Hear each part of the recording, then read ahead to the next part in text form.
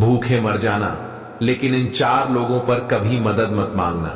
एक कौवा की ज्ञानवर्धक बातें। जय श्री कृष्णा मित्रों, आज इस वीडियो में जो हम आपको कहानी सुनाने के लिए जा रहे हैं, ये कहानी एक कौवा की है।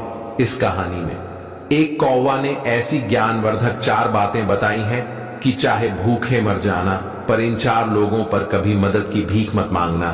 तो मित्रों, वो कौन से 4 लोग हैं जो कौवा ने बताए हैं कि भूखे मर जाना, पर इनसे कभी मदद की भीख मत मांगना? आइए जानते हैं, इस कहानी के माध्यम से जानते हैं। और हाँ, आपसे निवेदन है, इस वीडियो को अनादर न करें और इस पवित्र कथा को पूरा सुने और आधा अधूरा छोड़कर जाने की गलती मत करना, क्योंकि इस पवित्र कथा को आधा अधूरा सुनने से पाप भी लग सकता है। और हाँ, हमारे चैनल के पेज के नीचे एक लाइक का बटन है, उसे जरूर दबाएं और लाइक करके जय श्री कृष्ण अवश्य लिखें। आइए मित्र, अधिक विलंब न करते हुए और सीधे कहानी पर पहुंचते हैं। दोस्तों, एक समय की बात है कि किसी जंगल में एक बार तबाही आ गई। तब आई कैसे आ गई थी उस जंगल में? बारिश के सीजन में भी बारिश नहीं हुई, एक बूंद पानी भी नहीं बरसा, सूखा पड़ चुका था। इसलिए जंगल के रहने वाले जानवरों के लिए, पशु पक्षियों के लिए कोई भी खाने की व्यवस्था नहीं रही थी। सब भूखे मर रहे थे। जानवर, पशु पक्षी धीरे धीरे उस जंगल को छोड़कर के दूसरे जंगल की ओर जाने लगे थे, दूसरे राज्य की ओर जा रहे थे। दोस्तों, उसी जंगल में एक कौवा का जोड़ा रहता था। वो कौवा का जोड़ा एक वृक्ष की डाल पर बैठा हुआ था। कौवा की जो मादा थी कौवी, वो बहुत ही भूखी थी, क्योंकि 3 दिन हो गए थे उन्हें कौवा और कवि के लिए कुछ खाने को नहीं मिला। कौवी बैठी बैठी डाली पर इधर उधर निहार रही है, कहीं कुछ खाने को मिल जाए। तब तक क्या होता है कि उसी वृक्ष के नीचे एक लोमड़ी एक मांस का टुकड़ा दबा करके आ जाती है। कौवी ने देखा तो उसके मुंह में पानी आ गया और कौवी जो थी लोमड़ी से कहने लगी, लो, मेरी बहन मैं 3 दिन से भूखी हूं, बहुत बड़ी मेहरबानी होगी आपके पास जो है, इसमें से थोड़ा मांस का टुकड़ा हमको भी दे दो, जो हमारी भूख शांत हो जाएगा, नहीं तो मेरा दम निकल जाएगा। दोस्तों, लोमड़ी ने देखा कौवी की तरफ अपने पति के साथ में बैठी है, तो लोमड़ी तो चालाक थी, क्योंकि ये तो आप जानते ही हैं कि लोमड़ी चालाक होती है। लोमड़ी ने विचार किया, इस मांस का टुकड़े से तो हमारा पूरी तरह से पेट भी नहीं भरेगा, और यह अच्छा मौका है, इसको अपने पास बुलाते हैं, और जैसे ही एक पास में आएगी इसको मारेंगे और खा जाएंगे, हमारा पेट भर जाएगा। दोस्तों, फिर लोमड़ी ने कौवी से कहा था कि कभी घबराए नहीं, तुम नीचे आ जाओ और तुम्हें अपने पास में बैठ करके बड़े प्यार से तुम्हें इस मांस के टुकड़े को खिलाएंगे। दोस्तों, कौवी भी तैयार हो जाती है और जब जाने को तैयार होती है, लोमड़ी के पास अभी कौवा रोक लेता है। कौवा कहता है कि आप पागल हो गई हो, तुम्हारी और हमारी दुश्मन है, ये शिकारण है, अगर तुम नीचे गई ये मांस का टुकड़ा को छोड़ देगी और तुम्हें मार करके खा जाएगा। कौवी भी कहती है, नहीं मारेगा, मैं जाऊंगी जरूर, ये हमारे साथ ऐसा नहीं करेगा। कौवा फिर समझता है, तो मेरी बात को समझो, इसके पास ना जाओ और नहीं तो यह तुम्हें मार के खा जाएगा। कौवी फिर भी कौवा की बात को नहीं समझती है, तो कौवा कहता है कि ऐसे तुम नहीं समझोगे, हम तुम्हें एक दास्तान सुनाते हैं, तब तुम समझोगी। ध्यान से मेरी पहले एक बात को सुनो, उसके बाद मैं जाना। दोस्तों, कौवी बैठ जाती है और लोमड़ी के पास में नहीं जाती है और कौवा की बातें सुनने लगी। कौवा कहने लगा और समझने लगा, सुनो कौवी, कुछ समय पहले की बात है, इसी जंगल में एक बरगद का पेड़ था और इसी बरगद के पेड़ में एक तोता और तोती रहते थे, यानी तोता तो तीका जोड़ा रहता था, और उसी बरगद के पेड़ के नीचे एक जो था सांप रहता था। इधर तोती जो अंडा दिया करती थी, उस अंडों को मैं सांप खा जाया करता था। जब भी तोती भोजन की तलाश में जाती थी और अंडे अकेले रह जाते थे, तो सांप निकलता था और आराम से अंडों को खा जाया करता था। कभी कभी तो बच्चे भी बन जाते थे, तो सांप बच्चों को भी खा जाया करता था। ये देख करके तोती बहुत परेशान हो चुकी थी। तोती के साथ में ऐसा कई बार हुआ। तोती बहुत दुखी हुई और बैठी बैठी रो रही थी। तोता भी बैठा बैठा रो रहा था। उसकी बरगद की एक डाल पर जलकुआं आकर के बैठ जाता है। और जलकुआं ने जैसे ही देखा कि तोती रो रही है तो जलकुआं ने पूछा, से तोती क्या हुआ? तोती तुम बैठी बैठी क्यों रो रही है? तोती ने सारी दास्तान सुना डाली और कहा, मेरे साथ ऐसा कई बार हुआ है।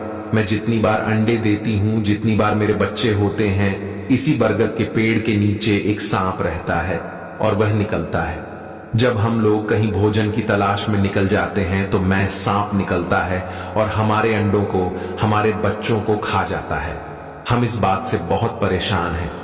हम कर भी क्या सकते हैं, क्योंकि हम उससे अपना बदला भी नहीं ले सकते, हम उससे लड़ भी नहीं सकते। वो बहुत खतरनाक है, बहुत ही दुष्ट है। तोती की ऐसी दुख भरी दास्तान सुनकर के उस जलकुआं को तरस आ जाता है और जलकुआं कहता है, तोती बहने, तुम्हें अब परेशान होने की जरूरत नहीं है। अब हमारे साथ चलिए, पास में एक तालाब है, उससे मछली पकड़ करके लाएंगे। तोती कहती हैं, मैं आपकी बात को समझ ही नहीं। तब तोती से जलकुआं समझाता है, जब दुश्मन भारी पड़ जाएगा, जब शत्रु पहलवान हो, बड़ा हो और उससे जाकर के लड़ ना सको, तो उसे बुद्धिमानी से हराना चाहिए। तोती ने कहा, वो कैसे जलकुआं है? समझाता है, पास वाले तालाब से मछलियां पकड़ करके लाएंगे और थोड़ी दूर पर एक नेवला का बिल है और नेवला के बिल के दरवाजे पे डाल देंगे और थोड़ी थोड़ी दूर पर मछली को डालते हुए चले आएंगे और आकर के सांप के दरवाजे पर लास्ट मछली छोड़ देंगे और नेवला जैसे ही निकलेगा मछलियों को खाती हुई यहीं तक आ जाएगा और वो सांप बिल से निकलेगा और देखेगा तो सांप को मार देगा, तुम्हारा दुश्मन खत्म हो जाएगा। दोस्तों, तोती ने जलकुआं की ऐसी बातें सुनी तो उसे भरोसा हो गया। तोता को साथ लेकर के जलकुआं के साथ जाती है और तालाब से मछलियों को पकड़ती है। सबसे पहले मछली नेवला के बिल के दरवाजे पर रखी थी, उसके बाद में फिर गई, फिर आए और थोड़ी दूर पर एक मछली और रखी क्रम रखते हुए वो सांप के बिल के दरवाजे पर आ जाते हैं और एक मछली दरवाजे पर रख देते हैं और ऊपर बैठ जाते हैं। अब जलका हुआ कहने लगा उस तोती से, अब इंतजार करो, थोड़ी देर के लिए प्रतीक्षा करो, अब देखिए कि क्या नजारा होता है।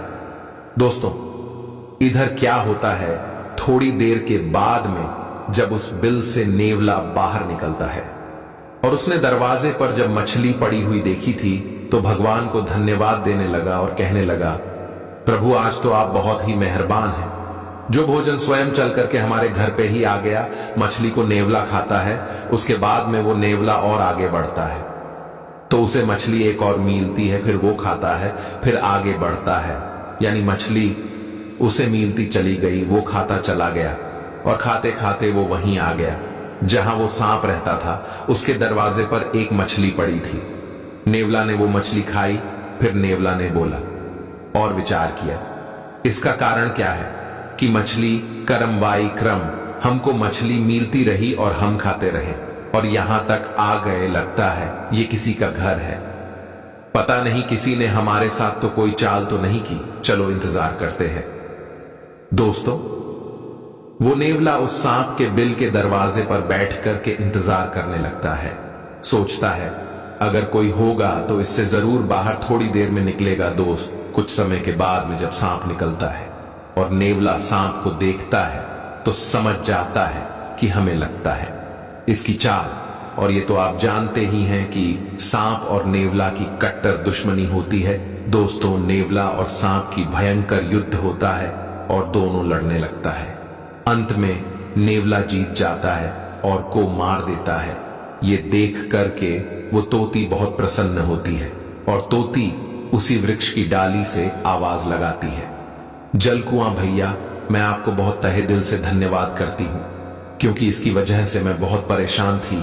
आज आपने हमारे दुश्मन को मार दिया, आपका मैं बार बार धन्यवाद करती। तोती बहुत प्रसन्न थी। इधर नेवला ने देखा एक तोता तोती का जोड़ा बैठा हुआ है तो नेवला समझ गया, अच्छा इसका मतलब ये जाल तुम्हारा ही बनाया हुआ है।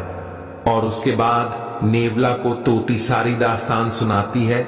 उसके बाद नेवला कहता है कि तो क्या ऊपर सही धन्यवाद देती रहूंगी या नीचे आकर के धन्यवाद दोगी? दोस्तों, वह तोती उड़ती है और नेवला के पास में पहुंचती है और पास में जाकर के बैठ जाती है, लेकिन नेवला उस पर भी वार कर देता है, उसे मार देता है और तोती को भी मार के खा जाए। तोता उधर सोच रहा है कि एक दुश्मन से हट नहीं पाई, एक दुश्मन से जीत नहीं पाए, तब तक दूसरे दुश्मन के चंगुल में चले जाइए।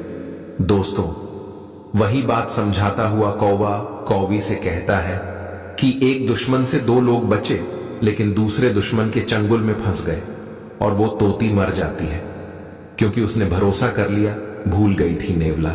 दुश्मन है, ये हमको छोड़ेगा नहीं, इसलिए इसको भी तुम न जाओ, ये हमारी तुम्हारी दुश्मन है, ये जरूर तुमको मार देंगे। और भूलकर इसी तरीका से इन चार लोगों पर कभी मदद की भीख नहीं मांगना चाहिए। कौवी को और इंटरेस्ट बढ़ता चला गया। कौवा की बात को सुनकर करके कौवी कहने लगी, वो कौन से चार लोग हैं जिन पर कभी भी इंसान को मदद नहीं मांगना चाहिए? तो कौवा समझता है, पहला वो है आपका दुश्मन। अगर दुश्मन से आप मदद की भीख मांगने के लिए चाहेंगे तो वह दुश्मन मदद नहीं करेगा, आप पर वार करेगा, आपको नुकसान पहुंचाएगा, आपको मार भी देगा। इसीलिए दुश्मन से कभी भी मदद की भीख नहीं मांगना चाहिए। दूसरा है अभिमानी, घमंडी।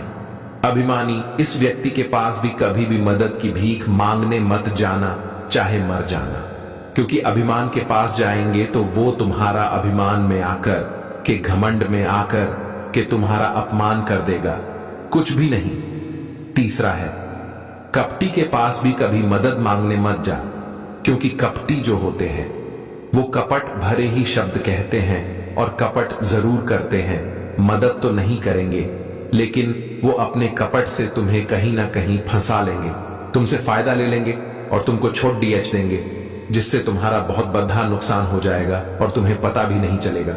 इसलिए कपटी भी इंसान से मदद मांगने के लिए नहीं जाना चाहिए। चौथा है नशेबाज व्यक्ति। नसीब आज नशेबाज आदमी के पास भी कभी भी मदद की भीख मांगना, जैसे अगर आप कहीं जा रहे हैं, रास्ते में खड़े हैं, आपको कोई वाहन नहीं मिल रहा है और कहीं से एक बाइक वाला नशे में आ गया और उसके लिए अपने हाथ दिया, उसने रोक दिया और उसकी बाइक पर बैठ गए, क्योंकि वो तो नशे में है। आप तो जानते हैं कि नशे में व्यक्ति वाहन कैसे चलाएगा, कहीं ना कहीं जाकर के तो ठोक देगा या कहीं गड्ढे में डाल देगा, खुद मरेगा और तुमको भी मार देगा। तो इसलिए नशेबाज आदमी से भी कभी भी मदद की भीख मत मांगना चाहिए। रास्ते में मर जाना चाहिए, भूखे हो तो मर जाना, लेकिन ऐसे चार लोगों पर कभी भी मदद की भीख मत मांगना। एक दुश्मन, दूसरा आदमी, तीसरा कपटी और चौथा नशेबाज आदमी। दोस्तों, कौवा की इस तरीका से बातें सुनकर के कौवी समझ जाती है कि हमारा पति का हुआ सच कह रहा है, वो नहीं जाती है। तो दोस्तों, ये कहानी हमको यही सीख देती है कि भूखे मर जाना, लेकिन इन्हीं चार लोगों पर कभी भी मदद की भीख मांगने मत जाना, क्योंकि इन चार लोगों पर कपटी, दुश्मन, अभिमानी, नशेबाज ऐसे लोगों पर मदद की भीख मांगने के लिए गए तो आपको मिलने वाला कुछ नहीं है। आपका नुकसान हो जाएगा, आपका अपमान हो जाएगा, आपकी जिंदगी भी जा सकती है। तो दोस्तों, कैसी लगी हमारी ये कहानी? अगर ये कहानी आपको अच्छी लगी है, पसंद आई है, तो कमेंट बॉक्स में राय जरूर देना और हो सके तो अपने मित्रों के लिए भी शेयर कर देना। फिर मिलेंगे एक नई कहानी के साथ। दर्शक भाइयों, राधे राधे, जय।